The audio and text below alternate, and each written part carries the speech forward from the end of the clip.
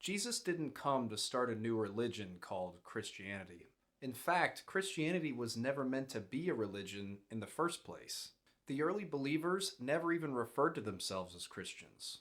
They referred to themselves as Nazarene, or followers of the way, and they were seen as a sect of Judaism. What if Christianity was never meant to be an institution, but rather a way of walking? Shalom, friends. My name is John, and welcome back to my channel. Today, I want to show you from Scripture that Christianity was originally understood as a sect of Judaism and a way of life, not as a new religion, and why that's kind of important to understand. And because I love structure so much when I teach, I want to break this video up into 3 points. So let's go ahead and jump into the first one. The first believers were actually Jews. So many of you may have heard of Messianic Judaism. However, if you have not and are unfamiliar, it's basically a movement of Jewish people who believe that Jesus or Yeshua is the promised Messiah of Israel. But they do so while also continuing to value their Jewish identity and traditions while practicing Torah observance.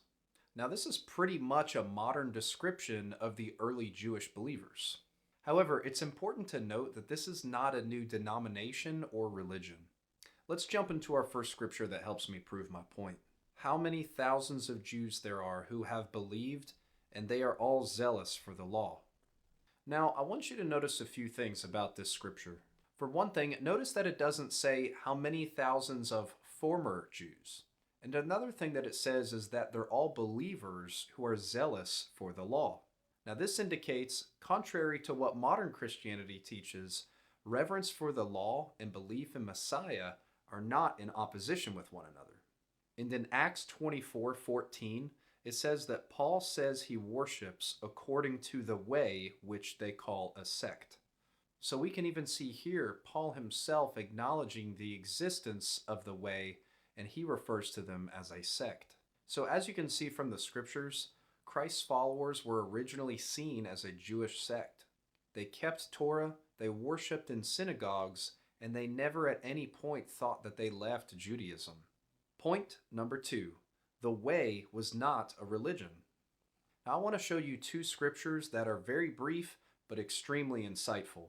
But when some became stubborn and continued in unbelief, speaking evil of the way before the congregation, he withdrew from them and took the disciples with him, reasoning daily in the hall of Tyrannus. Now remember what verse 9 said, speaking evil of the way before the congregation. Now this is very subtle, and if you don't study this out, it's very easy to miss.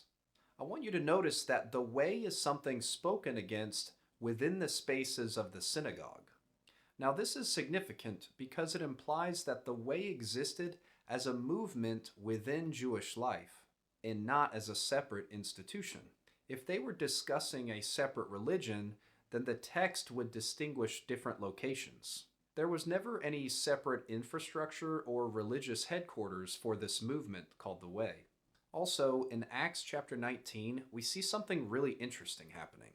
These followers of the Way began to disrupt the economy in a large city when silversmiths who make silver idols for false gods began to lose business because people were turning away from these false gods. There arose no little disturbance concerning the Way. Notice that the disturbance wasn't about a new institution or a new temple, but rather it was about changed behavior that stemmed from a transformed life. Psalm 119:1 says, "Blessed are those who walk in the law of the Lord." So in the book of Acts, when a Jewish audience would hear the way, they hear covenant lifestyle, not new religion. Point number 3, Jesus never actually taught a new religion.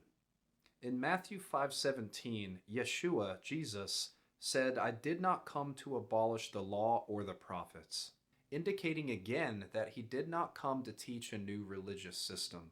In fact, he tells us multiple times throughout his ministry that he only came to do the bidding of his Father. "I can do nothing on my own. As I hear, I judge, and my judgment is just, because I seek not my own will, but the will of him who sent me." Now, a lot of Christians like to gloss over these next few verses.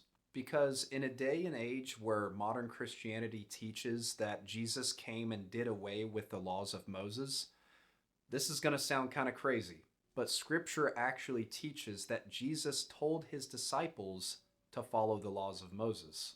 Then Jesus said to the crowds and to his disciples, "The scribes and the Pharisees sit on Moses' seat.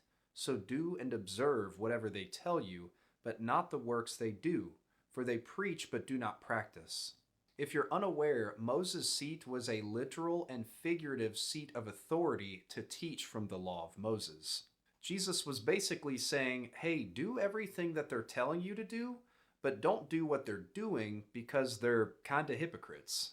Now, the point that I'm trying to make of all of this is that Yeshua, Jesus, operated fully within Judaism. He was a Jewish rabbi. He quoted Torah constantly. He went to synagogue on the Sabbath, and he kept the biblical feasts. At no point did he tell the Jewish people that he came to start a new religion that was completely different from everything that they faithfully observed for generations. So I kind of want to take a time out for a minute. And I want to say, please don't misunderstand me. Based on everything that I'm sharing, if you're a believer, am I saying that you should go around and tell people that you're not a Christian? No, of course not. In fact, please don't ever do that because it's really confusing and divisive. And I'm also not saying that the label Christian is bad either. I'm simply presenting the argument that the early followers of Jesus never thought that they were joining a new religion called Christianity. They didn't organize around a new institution. They were identified by a new way of walking that was rooted in Torah and centered on Messiah. This is the very same walk I feel we should walk as modern-day believers. Now, Christianity as a religion developed historically a little further down the road, but that's going to be a video for another time.